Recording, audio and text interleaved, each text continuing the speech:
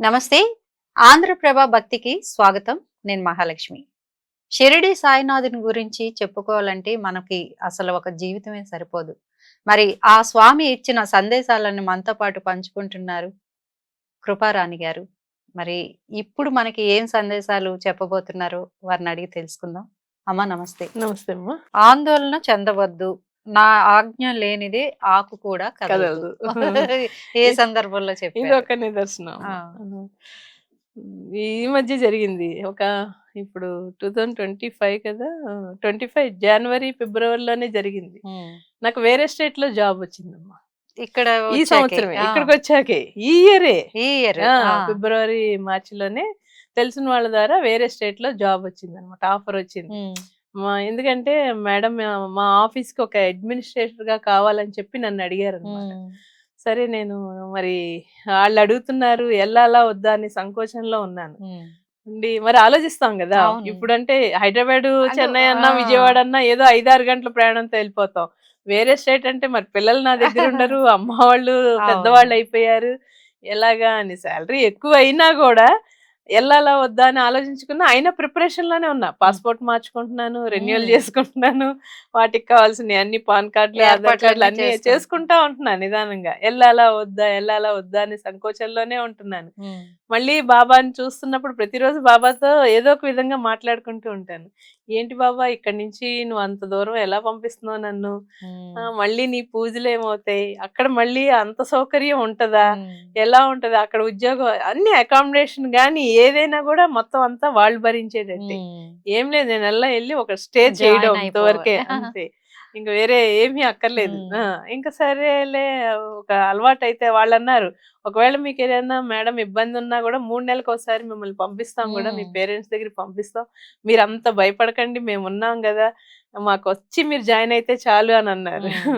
అమ్మ బాబుతో కూడా మాట్లాడారు, ఇలా పోస్ట్ ఇలా ఉంటది ఇలాగా అంటే. మా మమ్మీ ఎంతవరకు చేయగలుగుతారో మరి మా మమ్మీ ధైర్యాన్ని బట్టే ఉంటదండి, నేను ఎలా చెప్తాను, ఓకే మీకు విల్లింగ్ అయితే ఓకే అని చెప్పి బాబు అన్నాడు.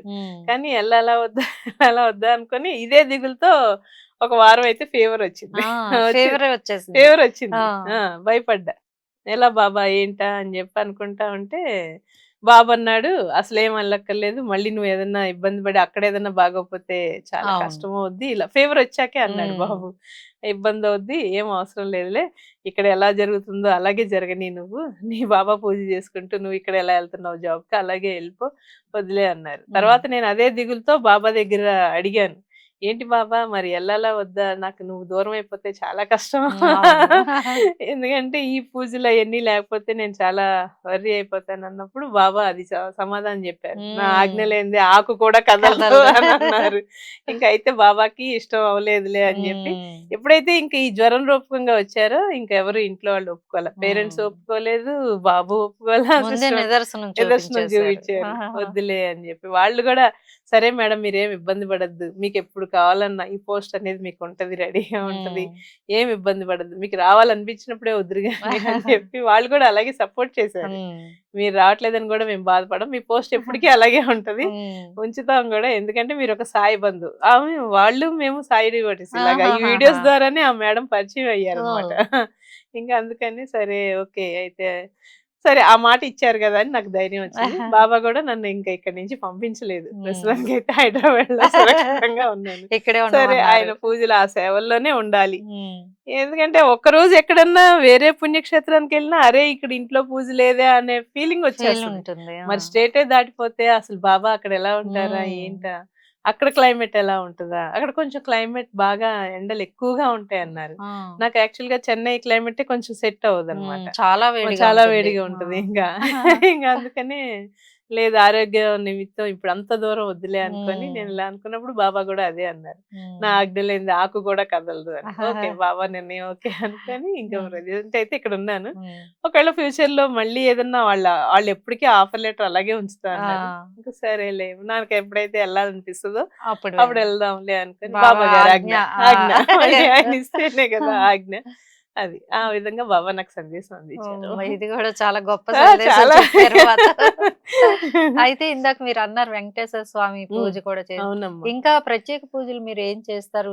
ఏ దేవుళ్ళని పూజిస్తారు? నేను అమ్మవారికి చేస్తానమ్మా. ఆ. దుర్గాదేవి, మహాలక్ష్మి తల్లికి చేస్తా ఉంటాను. ప్రతి శుక్రవారం అమ్మవారికి చేస్తాను. ఇప్పుడు మార్గశిర నడుస్తుంది కదమ్మా, 5 గురువారాలు చాలా విశేషంగా ఉంటది. ఆ మార్గశిర కథ కూడా వేరేగా ఉంటది అన్నమాట. కథ కూడా ఉంది. ఆ కథ చదువుకోవడం, ప్రసాదం ఏదైతే వండాలో అదే వండాలి ఆ రోజు. అమ్మవారికి చాలా నిష్టగా చేసుకోవాలి. ఈ 5 గురువారాలు చాలా విశేషంగా ఉంటాయి. అలాగే తులసి దళాలతో, మల్లె పూలతో, లిల్లీ పూలతో, గులాబీ పూలతో, అమ్మవారికి తామర పువ్వులు అంటే చాలా ఇష్టం. అలాగే ఒక్కొక్క రకమైన పువ్వులు మన ఇష్టం, మన ఇదమ్మ స్తోమతమ్మ. ప్రేమగా ఉన్న అక్షంతలతో చేసుకున్నా కూడా చాలు. అరే అన్ని పెట్టుకోవాలా, మేడం చెప్పారు ఇన్ని పూలు తెచ్చుకోవాలా అని ఏం వద్దు. దీపం పెట్టుకొని, నెయ్యి దీపం పెట్టుకొని అక్షతలతో పూజ చేసుకున్నా కూడా పుణ్యమేనమ్మా. అలాగా ఇప్పుడు ఈ గురువారాలనే కాదు కానీ శుక్రవారం వచ్చేటప్పటికి అమ్మవారికి చాలా విశేషంగా చేసుకుంటా ఉంటా. అలాగే వరలక్ష్మి వ్రతాలు వచ్చినప్పుడు, దసరా నవరాత్రులు వచ్చినప్పుడు బాబా గారికి ఎలా చేస్తానో అమ్మవారికి కూడా అలాగే చేస్తా ఉంటా. అమ్మ ఆశీర్వాదాలు, అమ్మ లీలలు కూడా అలాగే ఉన్నాయి. ఇప్పుడు బాబాయ్ ఎలా అయితే నాకు సందేశాలు ఇచ్చి ఎలా చూపిస్తున్నారో అమ్మ కూడా నాకు నిదర్శనంగా అదే విధంగా చూపిస్తా ఉంటారు లీలలు. ఒకవేళ 2 రోజులు ఏదన్నా అమ్మతో, ఇప్పుడు బాబాతో ఎలా చర్చించుకుంటాను, అమ్మతో కూడా మనసుతో అలాగే మాట్లాడుకుంటా ఉంటాను. కానీ ఏదో ఒక విధంగా నాకు ఆ లీల చూపిస్తుంది అమ్మ. ధైర్యం చెప్తారు, నా దగ్గరే ఉన్నట్టు ఉంటారు. అంత సంతోషంగా ఉంటది. అలాగే వెంకటేశ్వర స్వామిది ప్రతి ఏకాదశికి 5 సంవత్సరాల నుంచి చేస్తున్నాను.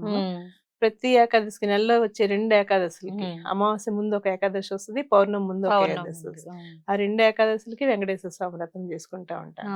మన ఆర్థిక ఇబ్బందులు చాలా మందికి ఉంటాయమ్మా, ప్రతి ఒక్కరికి ఉంటాయి.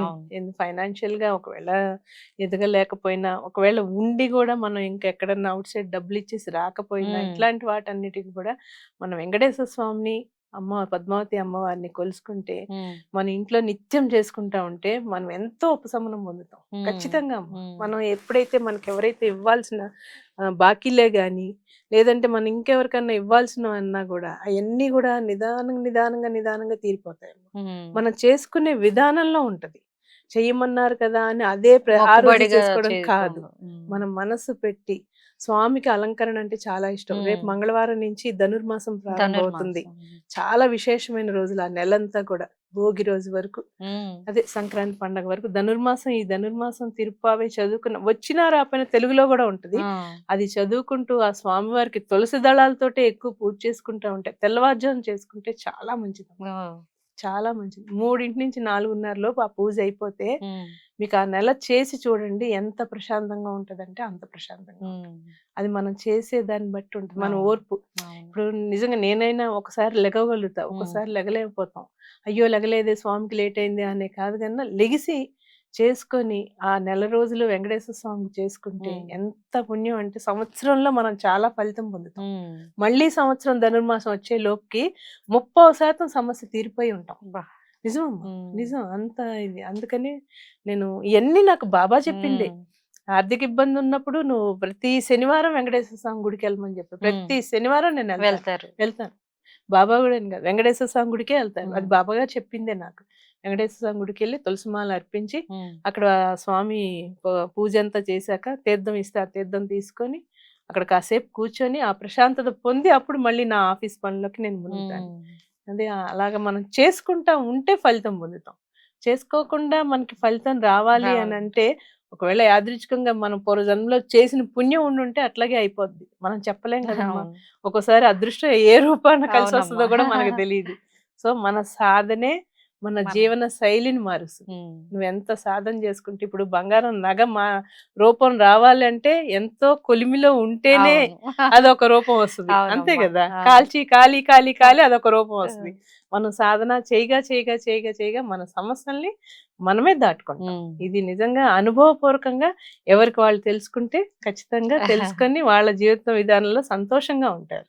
100% ఆనందంగా ఉంటారు. ధనుర్మాసం మటుకు నెల రోజులు విశిష్టమైంది. విశిష్టమైందమ్మా. వెంకటేశ్వర స్వామి గుడికి వెళ్ళండి, ప్రతిరోజు ఎంత ప్రశాంతత ఉంటది. మనం తిరుపతే పరిగెత్తక్కర్లేదమ్మా, అన్ని చోట్ల ఉన్నాడు. ఇంట్లో ఉన్నారు స్వామి, నీచంతే ఉన్నారు, ఇంకెక్కడికో. అదే మనం చేసుకుంటే మన పక్కనే ఉంటారు. అంతే. మనం చేసే ఆరాధనే మన జీవన శైలికి మార్గం. చాలా చాలా థ్యాంక్ యూ వెరీ మచ్. అయితే మళ్ళీ మనం నెక్స్ట్ సందేశాలతో ప్రేక్షకుల ముందుకు వద్దాము. ఓకే.